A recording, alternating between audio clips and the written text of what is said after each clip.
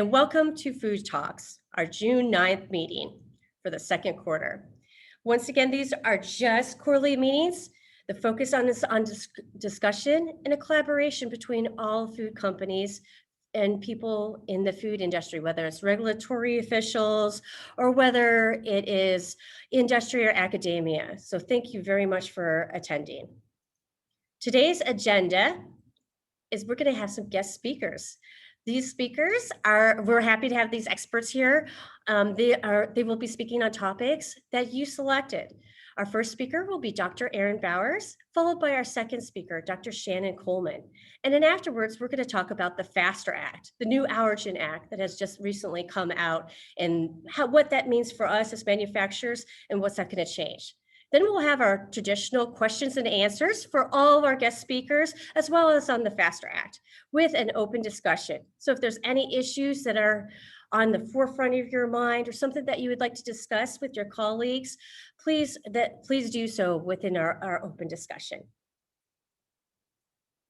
With that being said, I would like to open it up to introductions. We will go in and introduce everyone across the room, and we will first start with Brenda Martin, then Melanie, and then I will do the same as what I'm doing now. I will tell you the first person and then the next person to go when we're doing our introductions. And if everybody could please say their name, the company, agency, or organization they work for, and what interests you about the Food Talks. I'm going to take off the slides so that way we can see one another's faces, so we can make this as personal as possible. So Brenda Martin from Cirrus, if you could please go first, and then Melanie. Brenda, welcome. Good morning. You can hear me okay, right? Brenda Martin, and I am Cirrus's food industry account manager. I cover the entire state of Iowa, so several of you do know me. I come listen to what you're trying to accomplish and match you up with resources. And what I like about Food Talks is that we have a regular scheduled meeting, and we can have a platform where you can ask questions, tell us what you're seeing, what new things have developed in your business, and a way to stay connected. Melanie? Thank you very much, Brenda. Melanie, welcome. And then after Melanie, if we could have Dr. Erin, actually, I'm sorry, Erin, I'm going to have you and Dr. Coleman go last. So Melanie, after you, if we could please have Frank. Melanie, welcome. Hello, good morning. My name is Melanie Machado. I'm currently a food safety engineering intern here at Cirrus. I'm a student majoring in industrial technology with a minor in occupational safety. I'm mostly interested about design, manufacturing, and this summer I'm exposed to the food industry, which I am really interested about and learning more about that.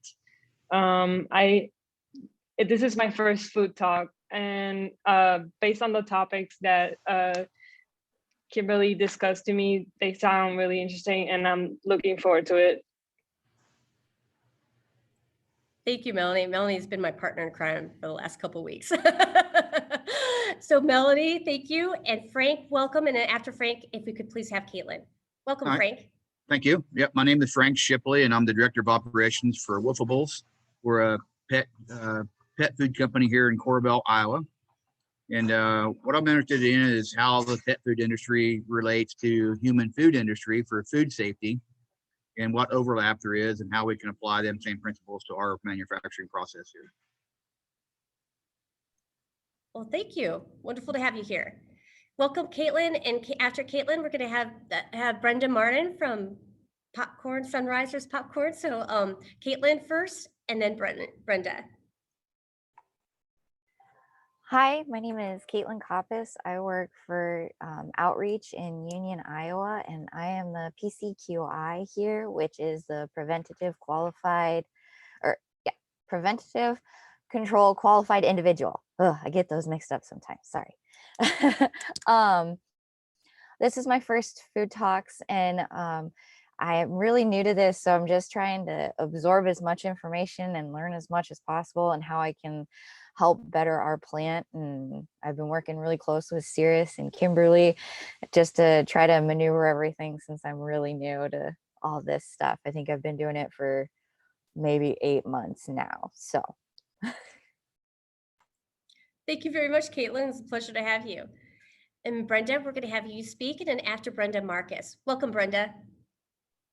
Hi, Kim. How are you? I'm Brenda Martin, often confused with Brenda Martin from Cirrus, but I am not Brenda Martin from Cirrus. My husband and I own Sunrisers Popcorn, formerly Pop Cream. We've gotten rid of the ice cream and went fully popcorn. So we're in Southwest Iowa, and I just really want to keep up to date with what's going on in the food industry and make sure we're doing what we're supposed to be doing, get food out. Welcome, Brenda. Marcus, we're going to have you go, and after Marcus, we're going to have Helen. Welcome, Marcus. Morning, Kim.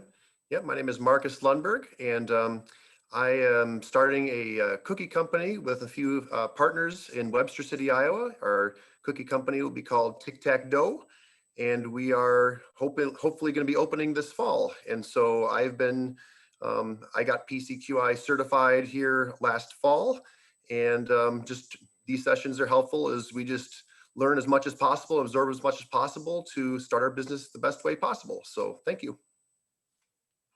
Thank you and welcome. Helen, welcome to our event. And after Helen, we're going to have Ashley. Helen, do you mind telling us a few words about yourself? Oh, and I'm sorry, Helen, I think you're muted. Sorry. I'm Helen. I'm a senior scientist at Sioux Biochemical. We sell a dietary supplement, collagen. So we are interested in the Food Talks meetings to just keep up to date with what's going on in the industry and always learning. Thank you for coming, Helen. Yeah, I might need to step out early. Sorry. No worries. No worries. Welcome, Ashley. And after Ashley, we're going to have Holly. Welcome, Ashley, to our event today. Hi. Does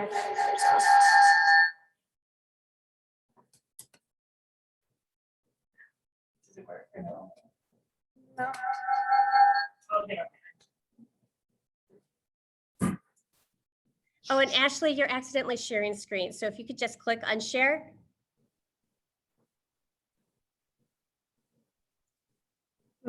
Yeah.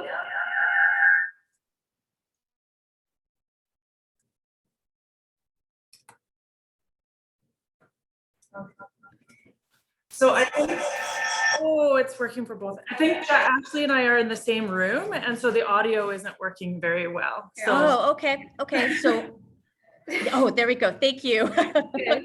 I'm Ashley Volkman. I also work at Sioux Biochemical and Quality Assurance. And yeah, we're just always trying to stay current in the food industry, learn everything we can. Great. Well, welcome. Glad to have another member from your team, Helen. Happy to have you, Ashley. And Holly, welcome. And after Holly, we will have Becky. Holly, welcome to our event. If you could please introduce yourself, tell us what company, organization you work for, and what you are interested in Food Talks today. Hi, I'm Holly. Kim, thanks for hosting this. I manage an incubator out of Council Bluffs, Iowa. So we serve kind of the greater Omaha and Council Bluffs region, but we're a food incubator for food entrepreneurs. So we help food startups start up. That being said, we see a lot of caterers and restaurateurs and food trucks and less of the small scale processors. So I'll kind of echo some of you on this call and say we're just trying to learn all that we can and kind of figure out how we can make our program and kitchen more user friendly for those small scale manufacturers. So thanks for having us. Yeah, we're happy you're here, Holly. Welcome. And Becky, we're going to have you go. And Tony, we're going to have you go after Becky. Welcome, Becky. Good morning, Kim. Sorry, I'm in my car driving down the road with my husband, but we got to do what we got to do, right? I'm Becky Warren. I'm the owner and operator of Mrs. Bonser's Noodles here in Southeast Iowa Agency. I'm on Food Talks. I love to come on. It's fun to learn new things and help anybody else that I can help with what knowledge we have in our business. So thanks, Kim. Thanks for joining us, Becky. And Tony, welcome. If you could please tell us your name, your organization that you work for, and what you hope to get from Food Talks.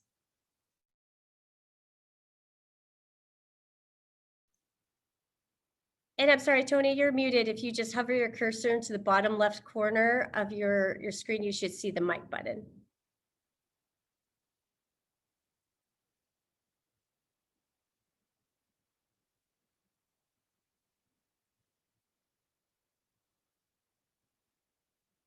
Or if you, oh, there we go. Looks like it's connecting to audio. I hope we go. Looks like it's connecting. And you're more than, and if the chat works for you, you're more than happy, or we're more than happy to have you do an introduction in the chat too.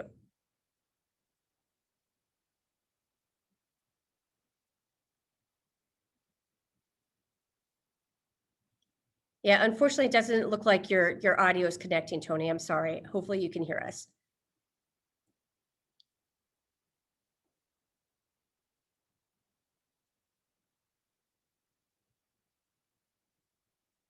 Oh, computer issues. Yeah, thank you very much. When you have a chance, yeah, go ahead. Feel free to type in the chat and yeah. Oh, okay. Well, Say, should I jump in and talk for Tony? He's at oh, Best please. Solutions located in Story City, Iowa. Just, or not Story City, sorry, Ellsworth, actually, north of Ames there. And they make veterinary supply for poultry. Is that right, Tony? Yeah. Wonderful. Thank you. And thanks for the teamwork, Brenda. I'm happy to have everyone here. And our guest speakers today are going to be Dr. Erin Bowers and Dr. Shannon Coleman. Dr. Erin Bowers, would you mind telling us a few words about yourself? Sure. I have an intro slide in my set that will tell a little more, but I work at Iowa State. I'm an associate scientist and an adjunct assistant professor, and my specialty area is mycotoxins in grains. And so, yeah, I look forward to speaking with you all today. And we're happy to have you. We're very interested in your topic. And Dr. Shannon Coleman, welcome. I'm the same as Erin. I have a more in-depth introduction for our presentation, but I am an assistant professor and state extension specialist in the Department of Food Science and Human Nutrition. Thank you very much. I'm happy to have both of you. We're very anxious to hear your presentation. So with that being said, I'm just going to go ahead and get us rolling along. If you've been to any of my events recently, since the creation of this triangle by Brenda Martin, I have used this multiple times for all my food events because this really just puts visual terms into what we are doing on the food with our food firms, our food safety programs. So Cirrus can help you on whether you're in the center, the middle, on the sides of this triangle, we are there. However, though, since we have the pleasure of having Brenda Martin, the creator of this triangle, I'm just going to pause and Brenda, if you would like to say a few words about your creation, I would be happy to have you say a few. Sure. Thanks, Kim. I'll do my my 3-minute spiel on this. It takes me a good half hour to go through each of the sections of this diagram, but I'll go up the middle here. The triangle in the center is focused on the regulatory compliance. Make sure that you have a strong foundation as you move up through all the components of having your food safety plan, or if you're in other processing, even HACCP fits. But it's about food safety and regulatory compliance before you go on to look at your growth opportunities, further certifications. So that's the basis of this. If you want the half-hour version, feel free to reach out to me anytime. I can do it with your company leadership to help support you as food safety experts. Sometimes this opens their eyes to, hey, we aren't ready to grow into new markets because we don't have things solid in the middle first. Thank you. Thank you, Brenda. And we are serious, and pretty much everybody here on this call is familiar with us. We help in many different areas, from growth, leadership to production with your company, technology, workforce, we are there. In addition, I am excited that Brenda is also going to be helping out in the workforce team too. So she's going to be help guiding us because that has been an issue across the state, and I've heard many companies, some who are here, talk about how workforce has been such an issue. So I'm going to breeze through these slides because pretty much everybody here is familiar with them. Oh, whoops, Cirrus, not that fast. I'm sorry. So Cirrus has partnerships with Iowa Grain Quality Initiative, as well as places outside of the university, Iowa State University. So Dr. Shannon Coleman, she's with Food Science. She's a great example of our partnership. Dr. Erin Bowers, she's another example from the Iowa Grain Quality Initiative. In addition, Brenda, who's the food industry account manager, has contacts and also partnerships, relationships with other people across the MEP network to help our food companies. So if you are running into a stumbling block, please reach out to us because we can help. And I will have Brenda's contact information at the very end. So with that being said, we're going to start off our guest speakers. So Dr. Erin Bowers is going to be with us today, and her presentation will be on considering mycotoxins a hazard. Welcome, Dr. Erin Bowers.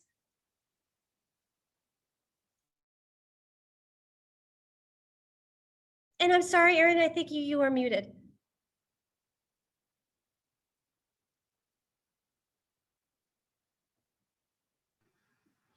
There you go. Can everybody see the slides? Excellent. Okay. Let me hide this. I don't know if any of you, all these Zoom, we've all become way more proficient, I think, in all of these different video technologies. Although, how much could we all relate to the talking while muted? Yeah. Okay. Yes, I think we've all done that a few times in the last year and a half. So anyway, I'll be talking today just on the broad topic of considering mycotoxins as a hazard, and just to give you a little bit of an introduction to myself, because I think I'm very much a connections person. And so a lot of times making those connections is how we find our common ground, how we, can relate to one another. And I definitely love working with folks outside the university. I do have an extension appointment, and I actually do teaching, research, and extension. So originally I'm from Denison, Iowa, and then I came to Ames to Iowa State for undergrad and just never left. So I got my bachelor's degree here in chemistry and my PhD in toxicology. And then I worked as a postdoc with the Iowa Grain Quality Initiative, and now I'm a research scientist with the Iowa Grain Quality Initiative, and I'm housed in the Department of Agricultural and Biosystems Engineering. So I teach the class on, it's called Feed Safety, Ingredient Quality, and Analytics, and I've offered it 4 years. It's part of the new undergraduate minor that we have in feed technology. So it's one of the core classes for that minor. So my principal area of expertise, as I said, mycotoxins in grains, sampling and testing issues, management strategies, especially for mycotoxins and other issues of low-level presence in commodity grains. And I'm a lead instructor for the Food Safety Preventive Controls Alliance, Preventive Controls for Animal Food Rule curriculum. So there's quite a few different things that I get to do every day. So it's pretty great. What are mycotoxins? Let's just start with the basics. So mycotoxins are they're secondary metabolites that are produced by fungi under specific environmental conditions. So they are not living things. They would be, if you're talking about our hazard world, they're definitely considered in the chemical hazard category, even though they're produced by fungi, which are biologicals. So these compounds are naturally occurring, so they're not completely avoidable, even with the use of best agricultural and manufacturing practices. And it's not just grains that they're a problem in. So they're worldwide contaminants of grains, fruits, nuts, coffee and cocoa beans, and spices, a number of other things. And they're stable and persistent. And what I mean by that is once they're in a product, they are very hard to get out. And so your best management strategies are often geared toward preventing them from getting there in the first place, or preventing them from being able to proliferate. So controlling fungal contamination a lot of times in grains is what we're thinking about. These compounds remain intact after cooking, drying, freezing, storage. There's not much you can do once they're there. And they are a significant hazard to both food and feed safety. Definitely aflatoxins being a carcinogen in humans. A lot of other mycotoxins have notable human health effects, and then of course our livestock and production and pet animals. We have to be concerned about their susceptibility to. And at very low levels, at the level of parts per million or parts per billion, they can cause serious health problems for both humans and animals. So let me try to float my panel up.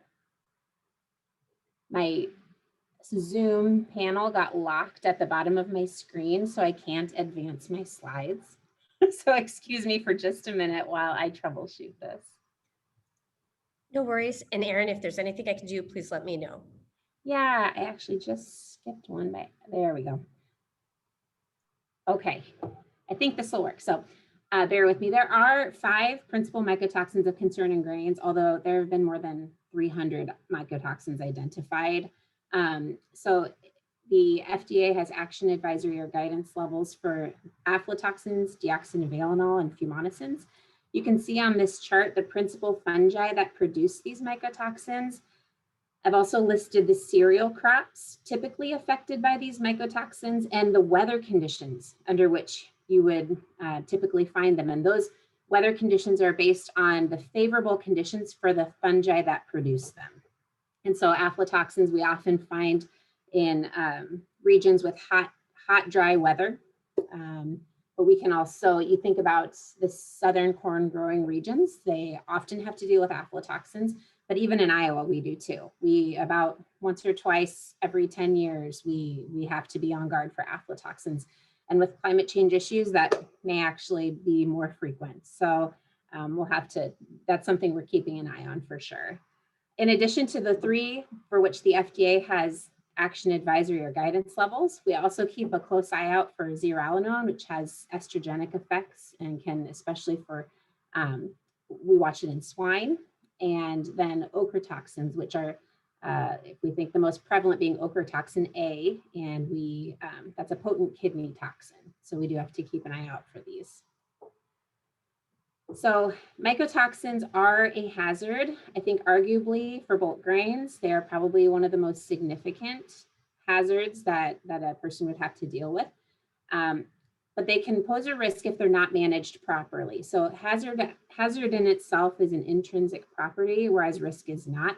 And so hazard is only going to become a risk if there's exposure. And so if we have a whole bunch of mycotoxin contaminated grain, but nobody eats it, who cares? It's not a risk, right? So risk is a function of the exposure to something and then the effect. So if someone or something does eat the mycotoxin contaminated grain, we need to make sure that they do so at a level that won't cause a harmful effect. So your goal, I think, is to keep this hazard under control so that the risk is minimized. I said before, there are action advisory and guidance levels for those 3 main mycotoxins, aflatoxins, deoxynivalenol, and fumonisin. And if you look on those FDA levels, you'll see that there are actually acceptable levels of inclusion, for example, in animal feed that differ by the type of livestock, because some are way more tolerant to them than others. Beef cattle being a prime example, they can tolerate up to 300 parts per billion aflatoxin in feed. But for dairy cattle, we actually have to limit them to 20.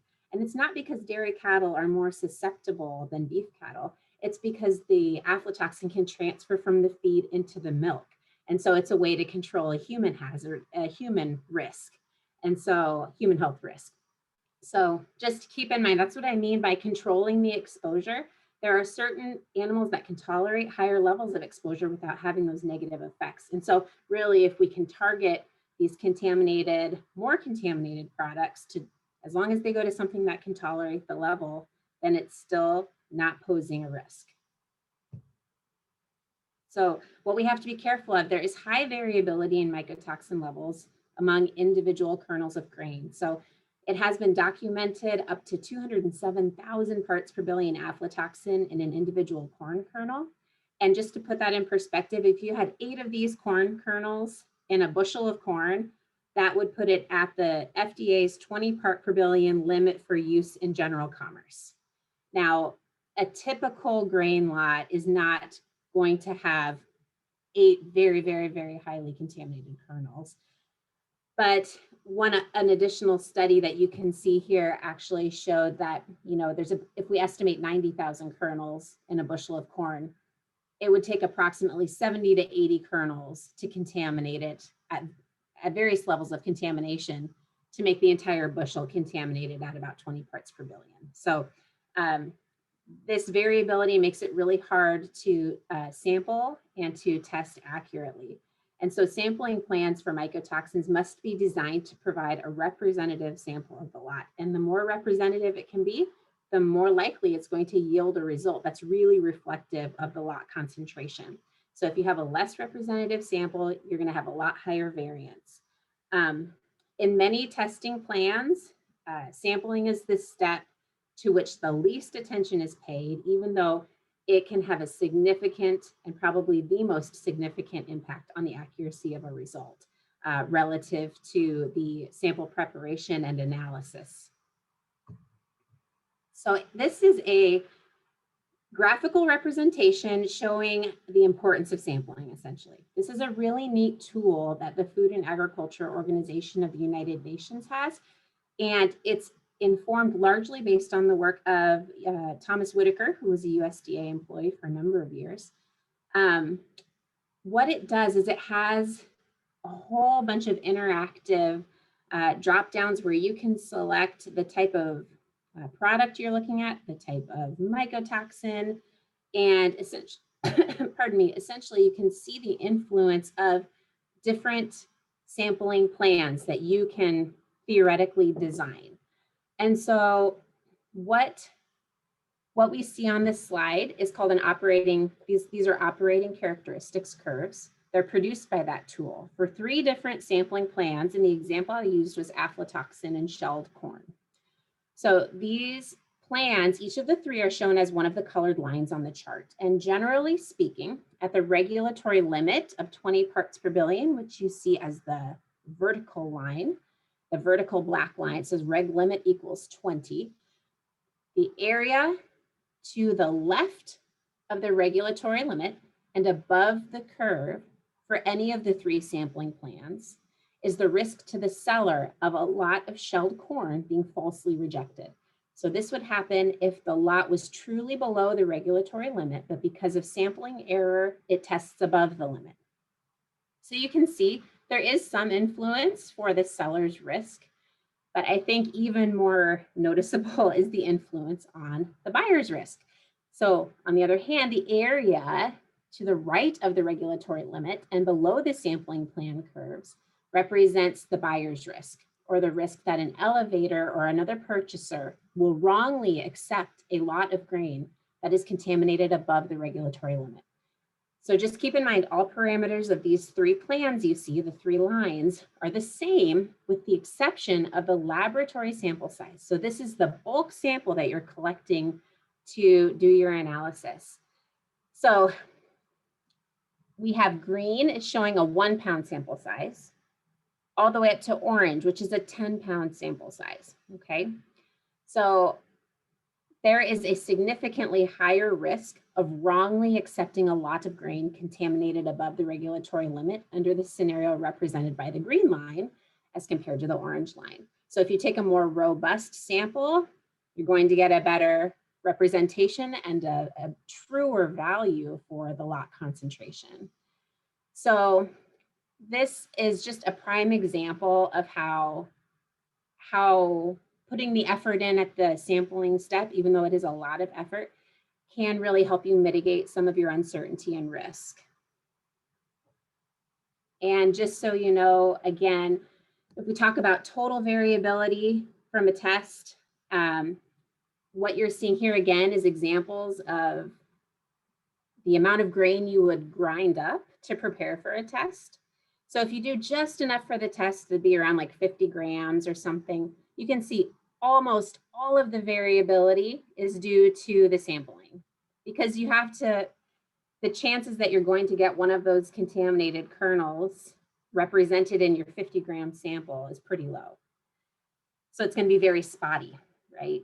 But as soon as you start to increase your sample size to 5 pounds, you can see it actually becomes much less significant of a contributor to the total variability. So it starts to even out a little bit more with the variability that would be introduced by sample preparation and analysis. And overall, your variability would just decrease. So what is a good sample and a good sampling strategy?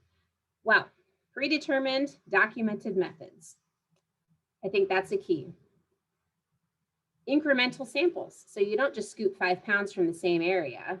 You're probably going to want to take smaller amounts from multiple areas in the lot, making sure they're of adequate size, the sample, the overall sample. Just because you take 5 pounds, if you then only scoop out 50 grams to grind, you pretty much just undid all your hard work because it's a particle-based issue at that point. So getting that single kernel that might be contaminated, reduced down to particulates, homogenizing it, and then getting a chance of having those particles represented in your analysis sample is what really is key. Have a well-defined decision unit. That might be a truck of grain. So this truck of grain, we are testing and we're going to reject it or we are going to accept it, right? It might be all of the grain received on September 1st between 8 a.m. and 11 a.m. We collected a composite from each of those. And now we're testing that composite sample and deciding overall if those, how many thousands of bushels are acceptable for use in our general markets, or if we have to be more careful about how we use it. By the way, take note that if you use that strategy, you better have some good traceability in place. Have a purposeful result. Know why you're performing the test and have some action that you can take if the test result raises a red flag. And ultimately, documentation is key, especially in the FSMA era, but in really any practice, right? I mean, being able to make decisions and improve your processes requires good documentation of if they're working or not and how well they're working. Just to put the mycotoxins in the context of FSMA, I'll just point out that in the in 21 CFR 507.25, it does note that raw materials and other ingredients must be examined to ensure they're suitable for manufacturing and processing into animal food and must be handled under conditions that will protect against contamination and minimize deterioration. So that's one key. In addition, shipping containers and bulk vehicles like our trucks or trailers that might be delivering grains or barges or whatever, must be examined upon receipt to determine whether contamination or deterioration of animal food has occurred. So visual inspection. Also, those ingredients that are susceptible to contamination with mycotoxins or other natural toxins must be evaluated and used in a manner that does not result in animal food that can cause injury or illness to animals or humans. So there are some explicit callouts to mycotoxins, but what I will point out is that it is not a prescriptive method. So evaluation can look like a lot of different things. So in the preamble to the preventive controls for animal food rule, if you want to take a peek at that, it does note that weather can be considered when evaluating raw materials susceptible to mycotoxin contamination, because weather is really a large determinant for the growth of those fungi that produce mycotoxins. And so if you're in a hot, dry area, you're probably going to watch out for aflatoxins, but you might not have to watch out as much for deoxynivalenol because that's it's produced by a fungus that likes cooler, wetter conditions. In addition, not every load of grain has to be tested as long as evaluation results in the facility using ingredients in a manner that does not result in harm. Also, visual examination of ingredients or shipping containers is acceptable, with emphasis on observing any unusual residues that may contaminate animal food. So just keep in mind, they are an explicit call out, but again, how you handle it is up to you. And I think there are a variety of ways in which you can successfully do it. So last slide, how then are you going to ensure that any plan you put in place to manage mycotoxins is working? Well, take appropriate measures to ensure that what you send out doesn't pose a risk to your end users. This may be done with a combination of strategies. It might include things like inbound testing, in-process and finished product testing, control charting. So you might set a limit for inbound grain. That's gives you a nice little cushion and safety factor to make sure that even if your sampling plan is not, well, we all would love a sampling strategy that could provide 100% accurate results, but that's probably not going to happen. And so giving yourself that cushion to still produce a final product that's within acceptable limits for your markets is good. that strategic marketing note is just, paying attention to opportunities you may have within your supply chain to target, if you have a problematic load that you accepted by mistake, maybe you can send that to a less sensitive end user for that particular mycotoxin.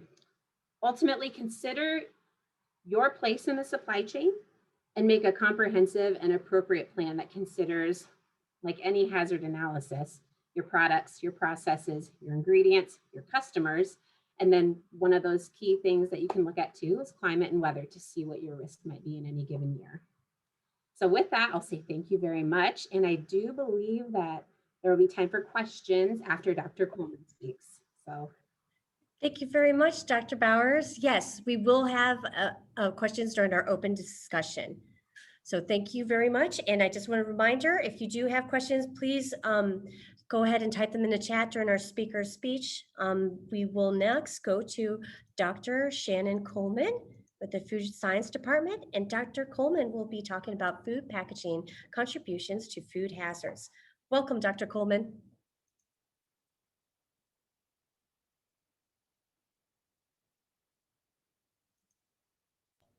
All right, so good morning.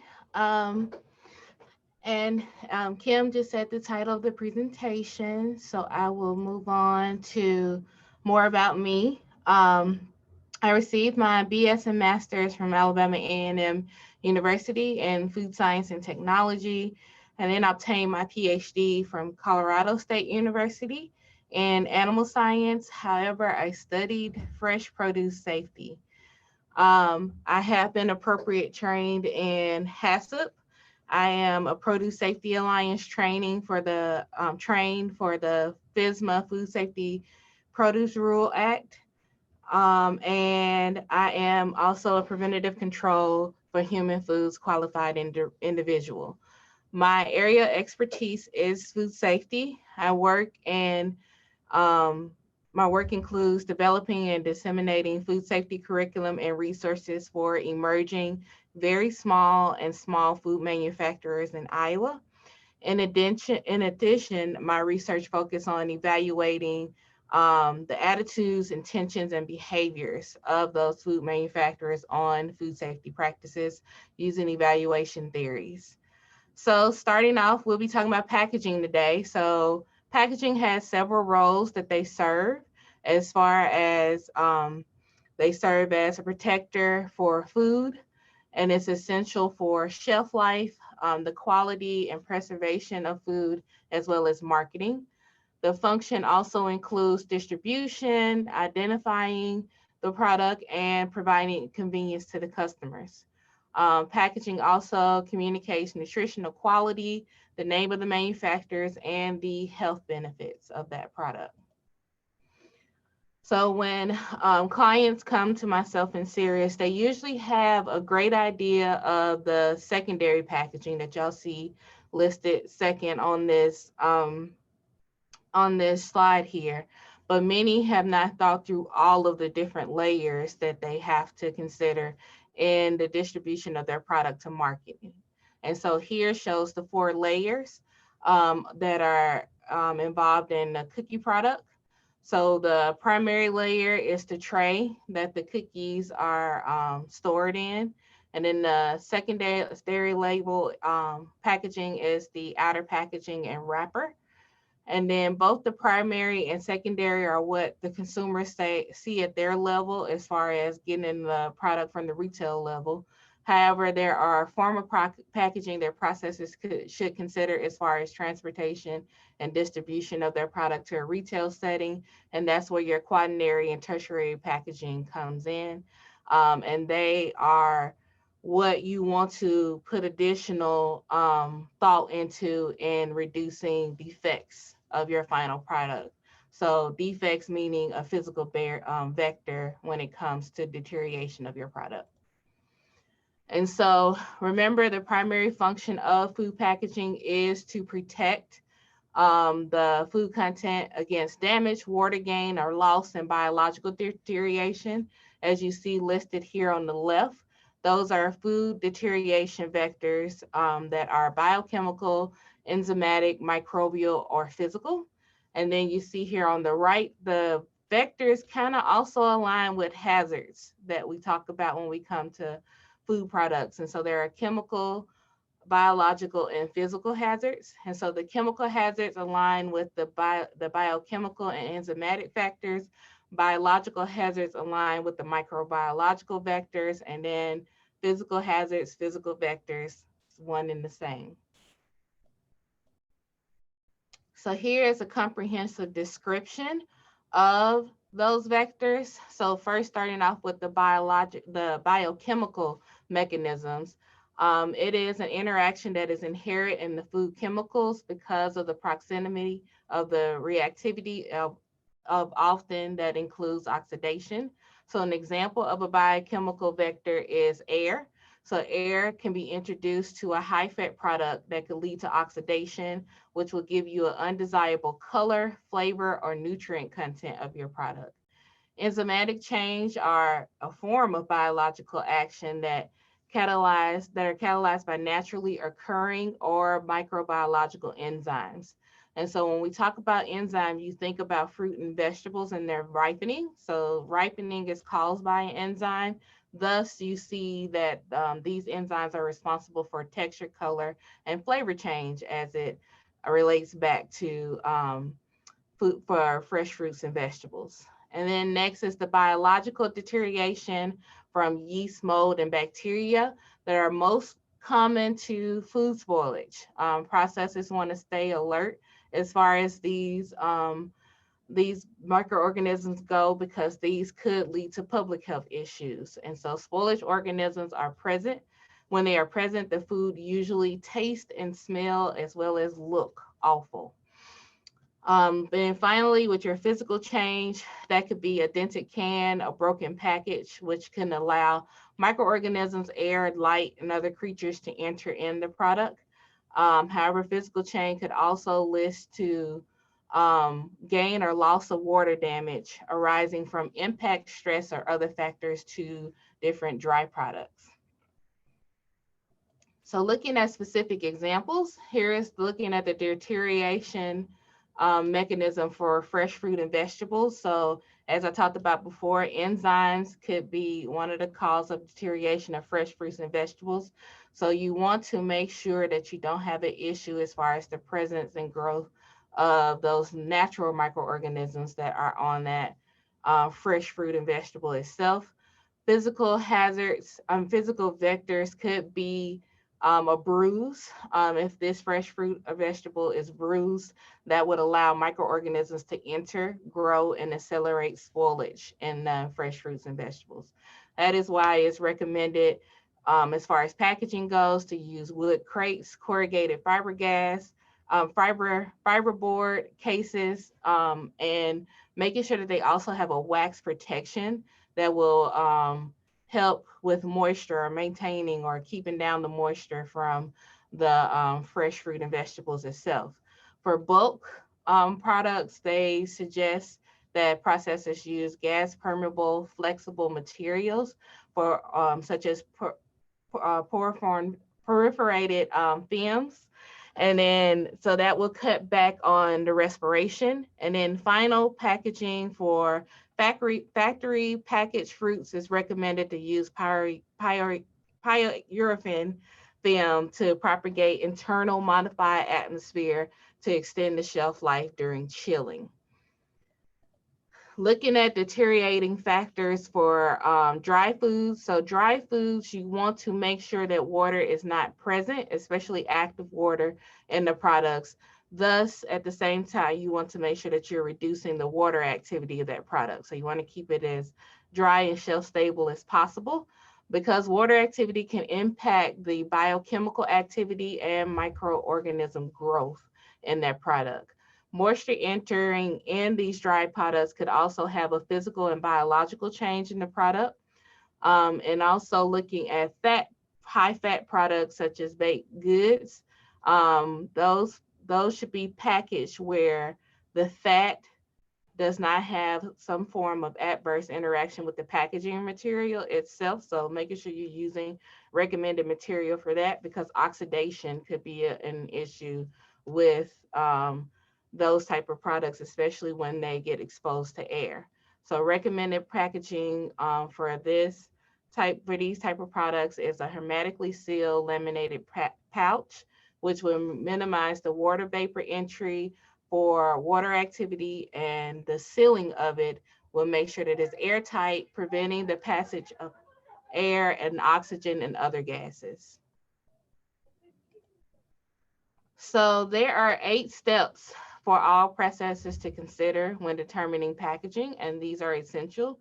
Due to time constraints, I won't be going through all 8 of them, but I'll be highlighting some of them that we usually get questions from different companies. So first, we're going to look at defining food properties.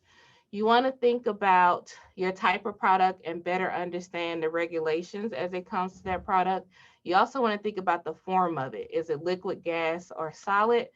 What will be your estimated shelf life? Would it be long or short? Also, we want to know the likelihood of your product becoming moldy, because that's something you want to think about in the type of packaging that you explore.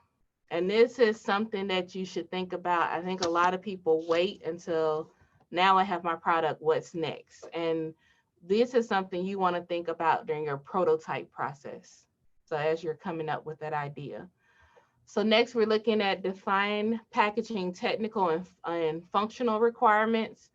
With this, you want to outline the function of your product. So thinking back to the cookie example, you want to think from primary to quaternary. So you want to think about, I would suggest looking at some of the products that are out on the market. So getting those, taking them apart, exploring them.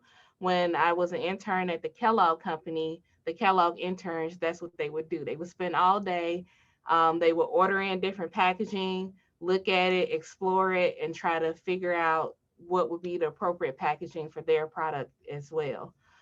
So things to consider when you're considering your functionality of your product, of your packaging itself, is the traveling process and making sure that there is limited ability for that product as far as breaking during that transportation process. Next, we'll be looking at the identify the legal and regulatory requirements of your products. So there are legal restrictions with certain food products and packaging. So you want to make sure that you go through all of those rules as well as you start selecting your packaging as well. And all packaging material must be secured and approved by the FDA. So making sure whatever you choose, also combing through the regulations to make sure that you are choosing the correct packaging. And if that packaging has some form of an additive to help with extending the shelf life, you want to make sure that that is approved as well. And then other considerations to think about is if you are doing products that are related to some form of restriction, such as a religious restriction, there are special product packaging for even kosher packaging as well. And then finally, looking at shelf life and testing a market. So if your product has an extended shelf life, it is critical for you to determine the weakness of your packaging, and also looking at how your product will hold up the entire shelf life, the entire life of the product. So it's recommended to do a shelf life testing before you do consumer testing. If you do consumer testing before your shelf life testing, if after you've done that consumer testing, then you think about shelf life, you have to go back and do modification, then you have to redo it again. So you want to make sure you have your final product before you do any consumer testing, and your final product. And I know Brenda and I have this conversation with companies all the time. You have to have your exact final product before you, and packaging, before we can do any shelf life testing of your product overall. And then once you've done the shelf life, then doing your consumer testing, then your product should be ready to go for production at that point.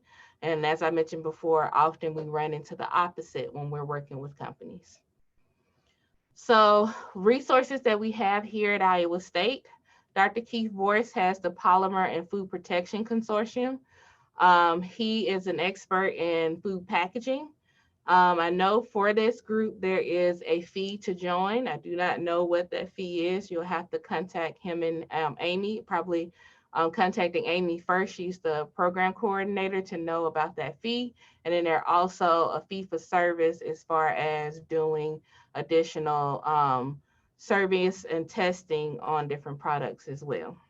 But their contact information is at the bottom of the slide, and these slides will be provided to Kim.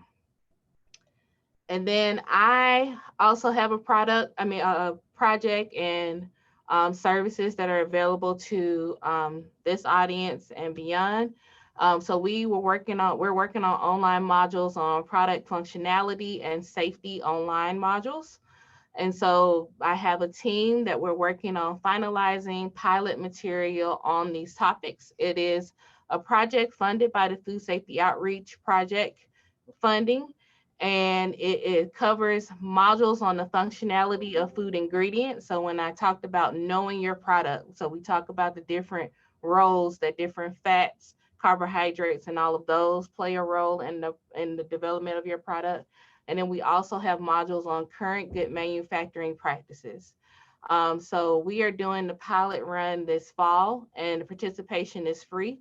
If you are interested, you can contact me directly. I can put you on the list, and when we're ready to release the online modules, we'll release it directly to you and your audience, and we need as many participants as possible because we want to make sure that this is a very comprehensive program. And so this wraps up my presentation on food packaging and their contribution to hazards. And if you have any questions, you can contact me at the information that is listed here. Thank you very much, Dr. Coleman. So yes, we do have questions, and we will have an open discussion here in just 1 second. Or in a minute, I just want to make sure that we just do a quick run through of the FASTER Act. So the FASTER Act is a new act that came out about allergens. Really, the bulk of this act is about research and education about allergens to the public. That's the bulk of it. In all honesty, that is it. It also attaches funding sources of how this is going to be incorporated and how the FDA, as well as the CDC and other government agencies, are going to roll out this new act. However, for manufacturers, how does this apply to us? This is changing the big 8. Instead of having 8 allergens, we are now going to have 9. Sesame seeds are going to be added on as the 9th allergen for us. However, though, there's some still logistics that are coming into play about this, and there should be a guidance document rolling out this summer, early this summer. It was expected early June, but unfortunately it's been postponed until early this summer. So there will be some updates on that with CGMP controls as well as preventive controls. So I just wanted to give you a quick summary about that. We will open it up to questions for our team members here. I'm just going to stop sharing here, and I'm going to go through. We have some questions on the chat, and then I will open up the floor to those who had put questions in the discussion. Just a quick reminder that our next Food Talks meeting will be September 9th. We will have the director of the FDA coming there talking about food safety culture, and we will have the Department of Inspection and Appeals, Iowa investigator Scott Platt talking about COVID inspections before and after, what to expect for PC inspections. All right, team. So the first question on the list is to you, Dr. Erin Bowers. A question is, are mycotoxins an issue in coffee? Yes. Yeah. So mycotoxins, aflatoxin can be a concern in coffee, but the most often the biggest concern in coffee is ochratoxin A, which is a potent kidney toxin. So some of the early studies showed that roasting had little or no effect on OTA levels, but the more recent studies are kind of, they take note of some flaws in those and have redone some of the work and do find that there is in fact a significant reduction of OTA in coffee beans after roasting. So you won't find many standards that are relative to green coffee beans, but typically you will find maximum levels for OTA in roasted coffee beans. So yes. Thank you. And I have another question that came in for you, Dr. Bowers. What is the most common toxin in animal feed? That's a great question. So common can actually depend usually on region. And so in a lot of the beef cattle producing regions, which are more south, they tend to have to, like I was said earlier, aflatoxin tends to be more of a concern just in the grains that they have there available to them. So the majority of animal feed is actually, well, Iowa's the #1 animal feed producing state. And this is where we have a lot of concentrated livestock and feed production.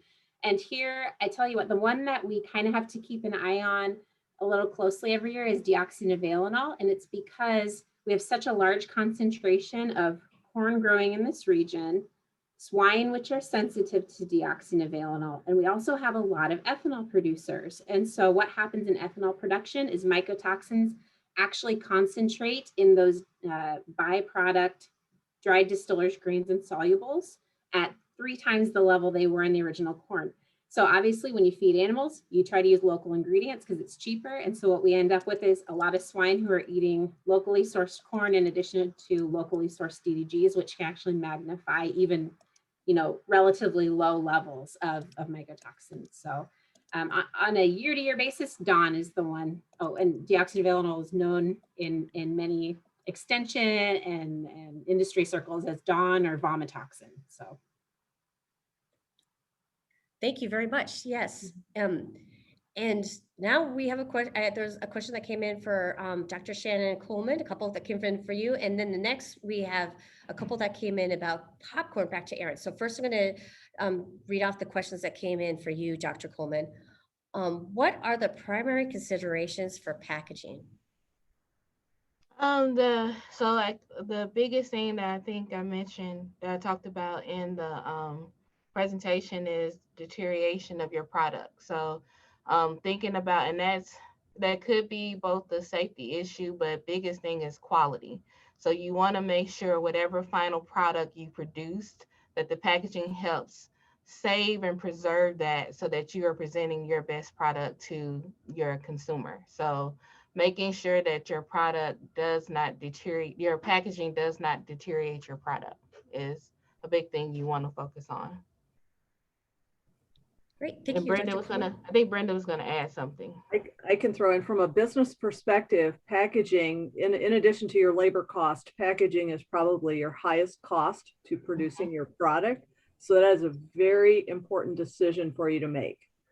Because once you buy printing plates and invest in the packaging itself, you're kind of stuck there. And so make sure that you go in knowing all you need to know about choosing packaging.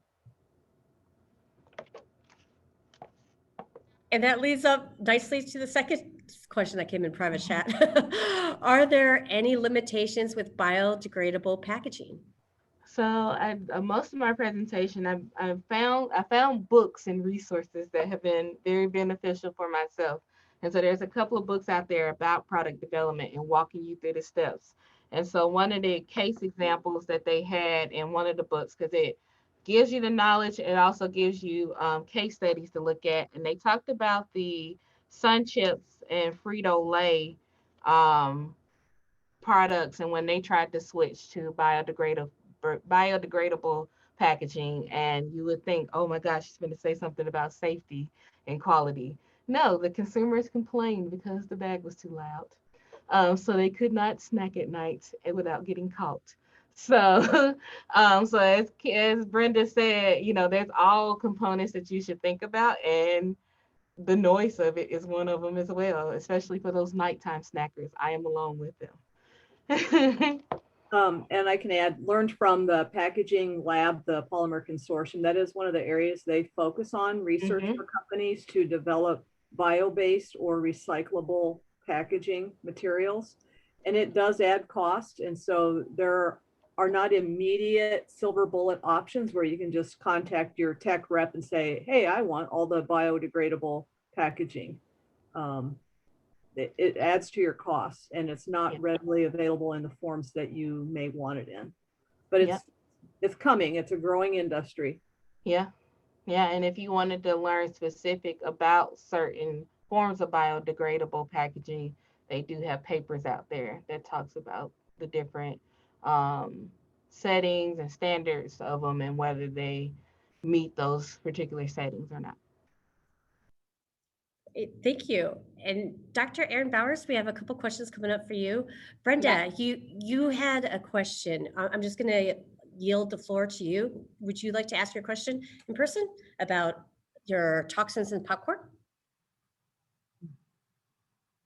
Me, right? Because I saw the other Brenda Martin put a question on there. Oh, and I'm sorry, I didn't clarify. So Brenda Martin from Cirrus and then Brenda Martin from Sunrisers. Is that okay? The ladies, is that all right if we do it that in that order? I'm so sorry. I'm curious about popcorn as well, Brenda. So when it comes to popcorn, are we as concerned with toxins in popcorn? And then I'm curious, are the toxins on the surface of the kernels or is it an internal, or does it depend on? Great questions. Okay, so there are, so what I will say in an FDA lingo, so mycotoxins cannot be ignored as a reasonably foreseeable hazard for popcorn.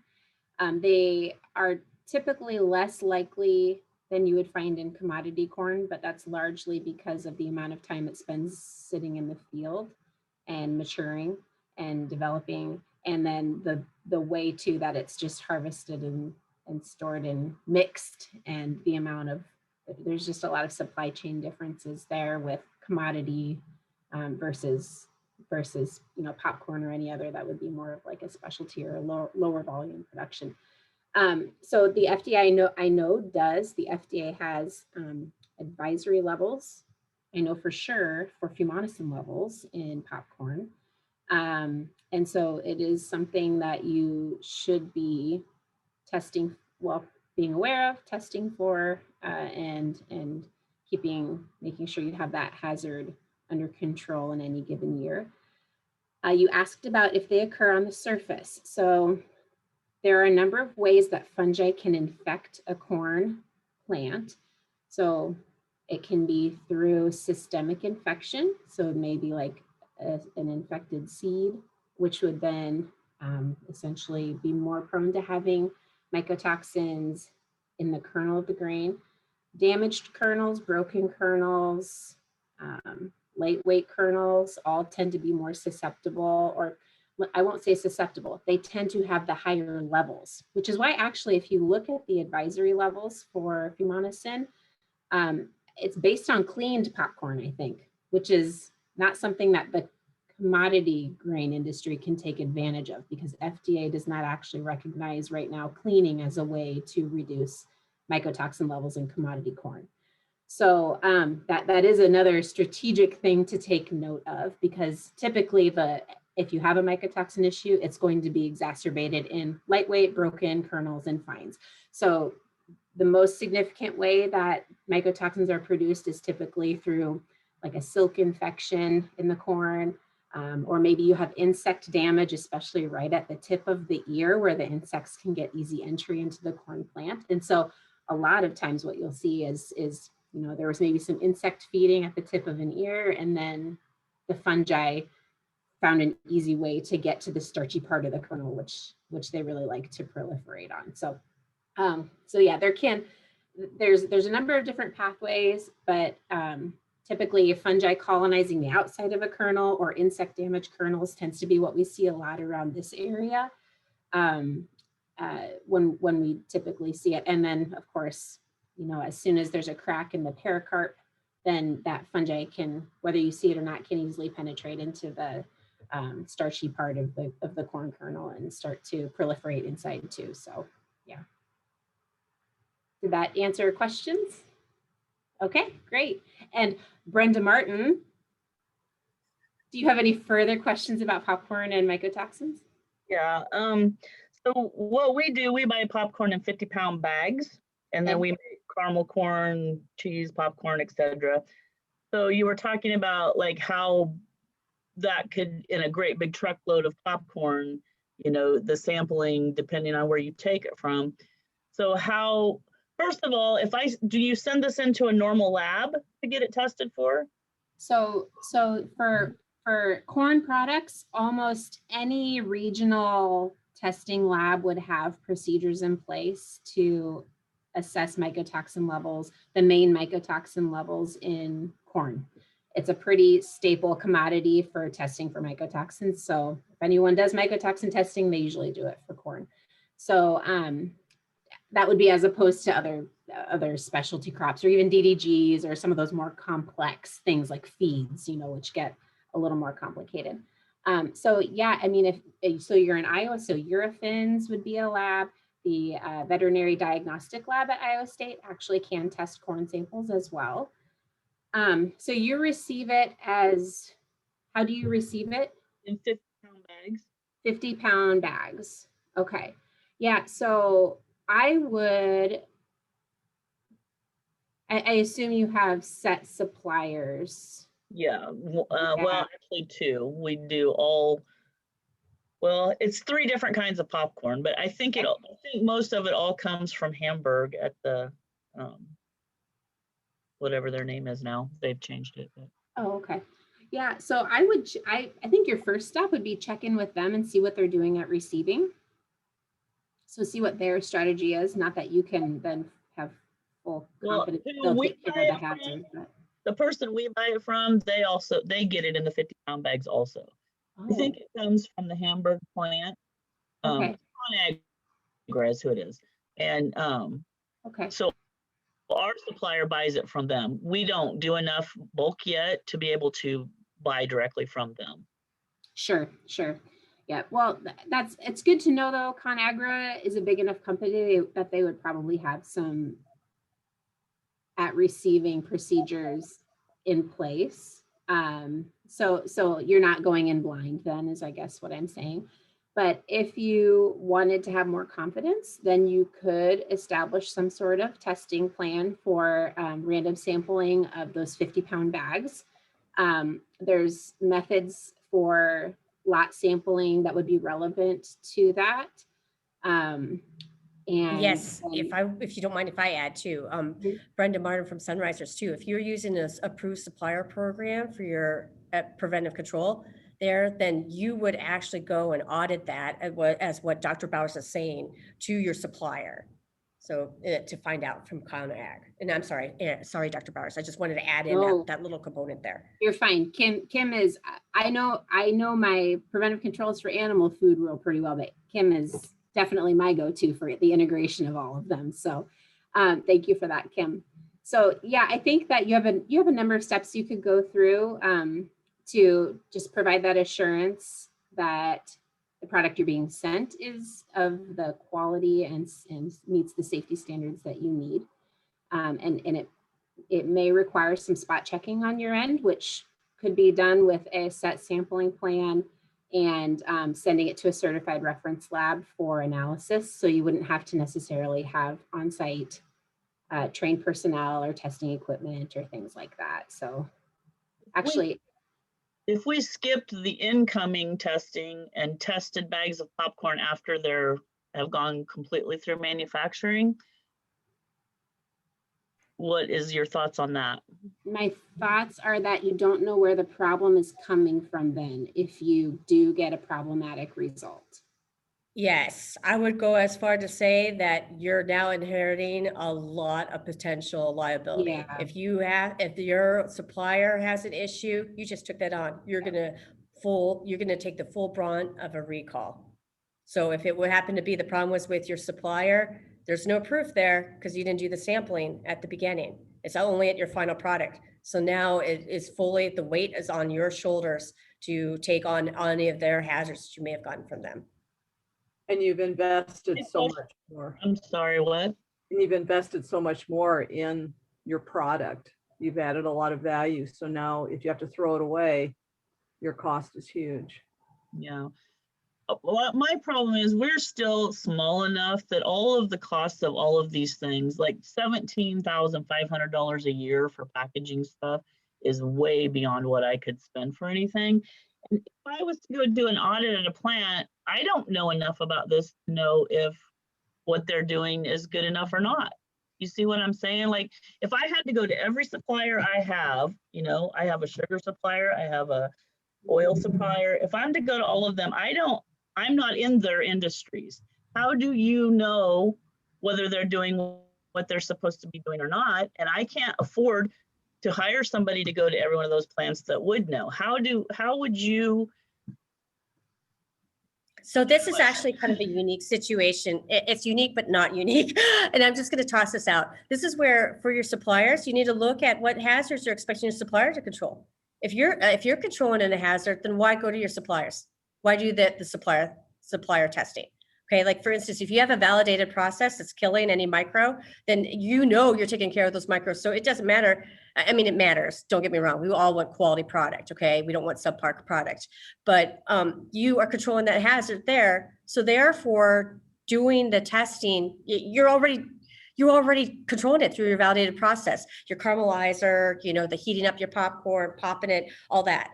However, though, if you don't have a validated process, that's where it gets kind of a little bit dicey, if you will, you know. So, but for chemicals and toxins, pesticides, that's where it's hard. We can't see that stuff, just like allergens. We can't see that. So then we do need to depend on our suppliers for that, if that's a hazard that we need them to control. If I'm testing that when it comes in, sending that, you know, popcorn in for testing when it comes in, then that kind of helped cover me to not have to go audit my supplier. Is that? No, that it would not. So if you have a supplier preventive control in that, you would have to establish a supply chain program, which would have the sampling to double check what the tests they're saying that they give you.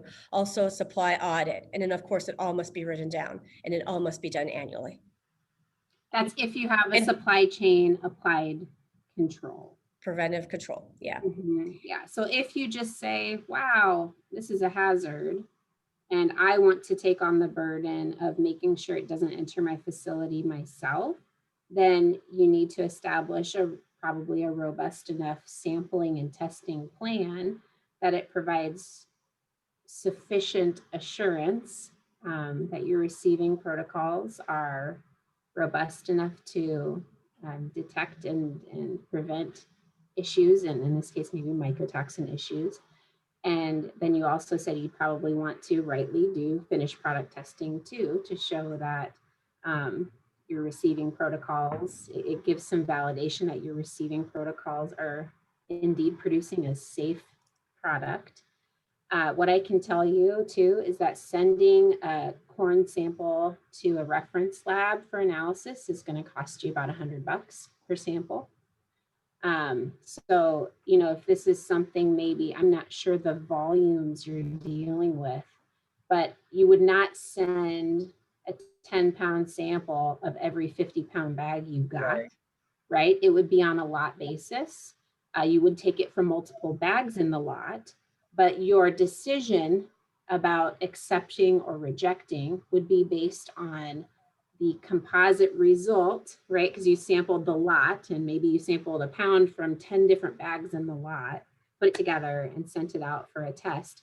Now you have, so this is just an example, by the way, but now you have a test result that is relevant to that entire lot. And so you spent $100 to now get a data point for, let's see, I mean, say it's only 10 50-pound bags, but now you have 500 pounds of popcorn that you have a certified reference lab result for a robust sample.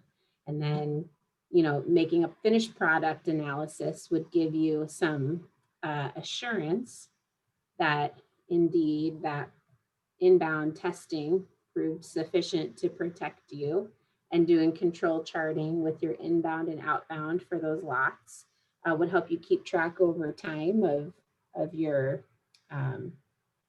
how well your receiving protocol, and how if your receiving protocol is robust enough. And perhaps what you'd find is that it doesn't track quite right with your finished product testing and it seems to be way too variable, then maybe you would actually increase the robustness of your inbound testing to try to lower that final product variability. And I'm sorry to interrupt. This is great discussion, but we have quite a few questions here coming in Oh, from the sorry. team. So I just want to make sure that we address some of the other questions that we have. To Dr. Coleman, there's a couple questions that came in for you. And then Dr. Bowers, we have some more for you too. So back and forth to give you both a chance to like get a drink of water or what have you. So for Dr. Coleman, please pardon me as I scroll through the chat so I can ask it correctly. Let's see. Oh, and I'm sorry, pardon my, as I scroll here. Oh, does resealable packaging change the product shelf life? So if you obtain, I guess, however you decide on your packaging, if you decide on the correct packaging that fits your actual product, the shelf life at the store should not change. Your product would change once the customer opens it and reseals it. As somebody who often opens up her almonds and cranberries and leave them wide open, so I cannot blame the makers of the dried cranberries and makers of the almonds like, oh, it's stale, because so that's something that you will want to think about as far as on the consumer end, how you want your product to survive or what type of shelf life you want the product to have after the consumer opens it. And I think what I got out of the conversation from Aaron and Kim when they were talking about the testing of your product, being a product developer, being a food company is all about trial and error and testing out things. You'll do a lot of testing at the beginning when you're doing your prototype, but you see all the time with different food companies, they change how they package things over time. Like I said, even with Kellogg's, they have a packaging unit that I watched the interns, I saw them experimenting with certain packaging. And then a year later, after I left Kellogg, I was like, I knew that was going to happen because I know that was Caitlin's project, so you will pick your initial packaging and try it out. And if you do get consumer complaints or concerns, that'll be a good time to go back and look at and re-explore and re-examine what type of packaging you want to use. And so I'm going to tell Kim's secret. She kind of sent me these questions ahead of time for me to look at them. And so the things that I'm pulling up, and I don't know if it's different because I'm on campus, but like looking at packaging material and temperature, storage quality on tortillas popped up so there are different studies out there. You will have to become the expert on your product. That's the same thing that we tell the students when they come and get their master's and PhD degrees. You are the expert on the topic. So you working on being the expert on your product itself. That is how you start demanding for certain things from your suppliers overall, and also doing a lot of trial and error to see which one works out for you. So there's different studies out there on different topics. And even if you want to sit down and do one-on-one sessions with us, technical assistance sessions to say, am I doing the right thing? That's another way to kind of test out these things. But you won't get a direct answer from us as far as what will be beneficial for your product, because as you're going to learn, for those who do take our online programming, every product is different, and that's based off of the ingredients that you have in your product itself. So all the packaging, all of that stuff, it won't be a one answer for it all. It'll be all based off of what your product is made up of. And I just want to clarify, these questions came in from multiple people on chat. So it's not just one person here in a private chat. Another question that came up was about temperature. Does temperature have any effect on packaging? Yep. And so that's where you can get the different barriers. If you can get different barriers to help mitigate maintaining the safety and the quality of your product. And then another thing that you see with a lot of products, so milk, yes, temperature will have an effect on milk. So that's why it's on the label, refrigerate.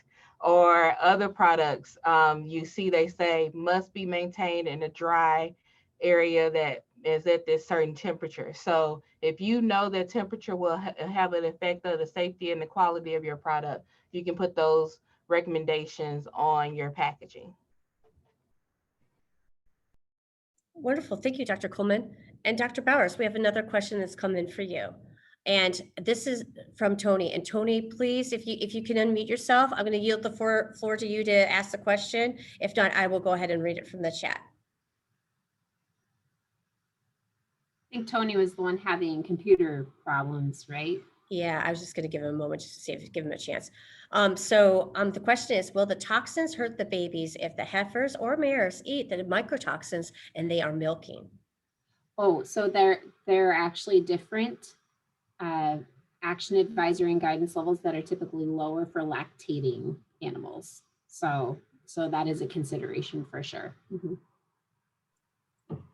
Great, wonderful. And then I have another question for you, Dr. Coleman. I'm sorry, it just came in. So for packaging, what is all included in packaging? Is ties included?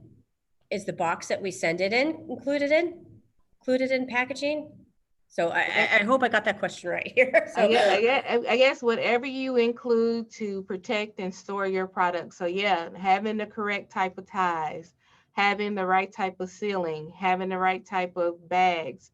So as you saw in the image, there's a lot of things that come into play when it comes to your packaging. So you are doing your best on your end to make sure that you are protecting your product with your packaging. So considering all parts.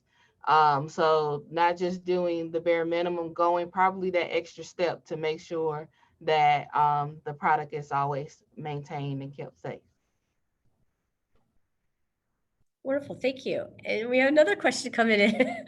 Dr. Bowers, do you have any recommendations on where more information can be found on coffee? And this question was from Lori. So Lori, please don't hesitate to unmute yourself and ask the question if I didn't do it justice. Oh yeah, so let's see, coffee. I would say a good place to probably start would be a Google search that might include like FAO, FAO and mycotoxins coffee, ochratoxins coffee. Typically they have pretty good summary articles that you can read that'll then provide further reference. So that'd be one place to start would be the FAO. They try to generally pull in a lot of information in those summaries. It might be leaning toward it will lean toward more protective measures. Typically it aligns more with European Union standards and levels, if I remember right, which are generally more conservative than US. So than our like action and advisory or guidance levels. So that'd be one place to start. Great, and I don't see any more questions that have come in. However, though, if there are some questions, please go ahead and unmute yourself. You're welcome to ask them.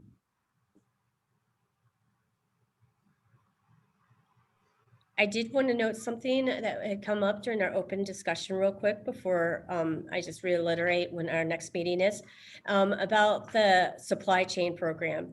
If anyone chooses to do a supply chain program, just keep in mind the main components that you would need for that supply chain program is that you would need to verify your suppliers providing you with good product, and you would establish an approved supply chain program. I did not say this, and I went to, so I wanted to make sure I just added this point of clarification. Establishing an approved supplier program can help limit your amount of sampling that you would have to do in a product. So that's saying that once you have sampled and you've done enough verification activities to your risk, and once again, we're talking about risk-based preventive controls, then you would have that established approved supplier. So if Terry is corn, and I'm just using corn as a thing, or Terry's noodles, whatever product it may be, Terry's flour, what have you, then that would be that would be the supplier you would establish an approved supplier with. So I'm going to say with Terry, you're going to send me samples. I'm going to do checks. You're going to do samples. I'm going to do samples. And we're going to make sure our values are the same until we have done a sufficient number of lots. So we have statistical significance here. So we're talking 95% confidence base that we feel good that our samples are safe. And then this is done, as Dr. Bowers was speaking about, on pounds, bags, lot codes. You know, you want to use that to your advantage. If you have one lot, it's going to be a lot easier than if you have 7 different lots at a time. So, you know, I just wanted to mention that because I failed to mention that the first time when I was talking about supply chain. I have a couple just quick questions, and I'm probably way behind the times here, but we still don't have nutritional information on our labels because we're small. And I think the last I knew it was supposed to be done by January of 2021. Am I late, or did they extend that again, or do you know? So I don't believe they extended that. I would have to, though, in all honesty, just to double check. I'm great at referencing the regulations, but I always want to check when they do the extensions, because sometimes multiple extensions have happened because of COVID. So I would have to double check on that one, because the last I know it was January, but I don't know if they did a COVID waiver for that. Okay. And then also, And please shoot me off the email on that, and I will check that for you, Brenda. Okay. a couple more, just either you or Dr. Coleman. Are there Yes. good trade shows to go to? So packaging, we are getting ready to completely change our packaging. And we want, we're going to buy like a new machine to do it. We're pretty much still doing everything by hand. And so like somebody said, I think Brenda said, you know, this is a big undertaking for us because, you know, it's a lot of money for a machine. A lot of the packaging you have to buy minimums on. I just don't want to do a bunch of things and buy the wrong thing and then find out we need something else. So we were kind of looking, we found a trade show in, I can't think right now. So what I would say, so what we've been struggling about, I'm a part of the Iowa section of the Institute of Food Technologists, and every IoT regional section has held suppliers night. So it's a night that all suppliers would come. They are different spice suppliers, packaging and stuff like that. And I think we mentioned this to Kim and Brenda before, and we will send out the invite to it or whatever, and it will end up being just our students and maybe 1 or 2 companies. And so I know for our section, they decided we're not going to throw this money into this supplier night if we can't get people to come. So if a bunch of you guys can get together to write a letter or something like that for me to communicate that to them, that we would want these suppliers to come here and do a display, we would come type thing. Because I think we usually have it in a central location. Last time we had it at the FFA building in Ankeny. But that would be a good place to just go and interact with all different types of suppliers, and packaging suppliers are normally at that. At the national meeting, which they had decided pre-COVID to just have it in Chicago every summer. That too is a good place to go and go and meet, because they have a vendor booth there too, and you can get a pass at that national meeting to go on the floor and get to interact with those vendors, because they're all over in there. This year it is virtual, the meeting. I don't know how the expo is working this summer, but that may be an option too, to go to that virtual meeting and interact with the vendors that way. And then I also know that, so if I say every section, every region has a suppliers night, the suppliers night is not a thing. It's still happening. I think the Nebraska section has one, so you'll have to go over to Omaha to theirs. I know they have a suppliers night as well as Chicago. So those could be 2 trade places as you can go, that I hate that we don't have it here in Iowa. And I think Kim said, look, let's put some, I'm going to step down with my role with Iowa section IoT, but I don't mind sending messages for you guys. But that, you know, I think what we do, or what that program serves, would be a great thing for you guys. How would I get in contact with them? And I actually live closer to Omaha than I do to you. Look, I want suppliers like to come back. So the name Support Iowa. look, the name of the Nebraska section is Nebraska spelled backwards. And so they call this, I think it's Scorbin section. Corbin. Section of IFT. So if you search Nebraska spelled backwards section IFT, then their website should come up.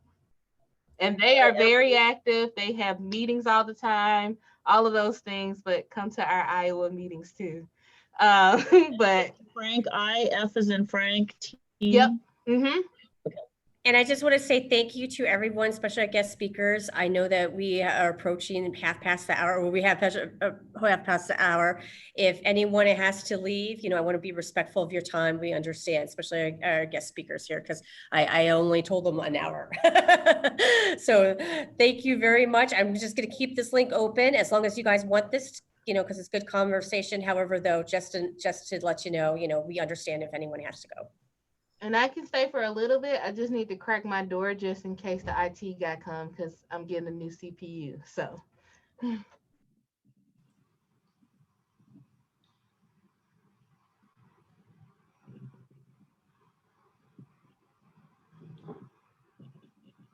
Right, thank you very much for coming. I just want to remind you, our next quarterly meeting will be on the 9th, and I'm looking forward to this one as much as I was looking forward to the one that we had today. This was an exciting one because I've been wanting Dr. Bowers and Dr. Coleman to have a session with both of them together. So it's just been a pleasure having both of you today. In addition, that's going to, please prepare your questions. If you have any questions you'd like to submit in advance and to keep it confidential, let me know. But yeah, once again, we will have our inspectors there. We'll have an FDA contact, the director, assistant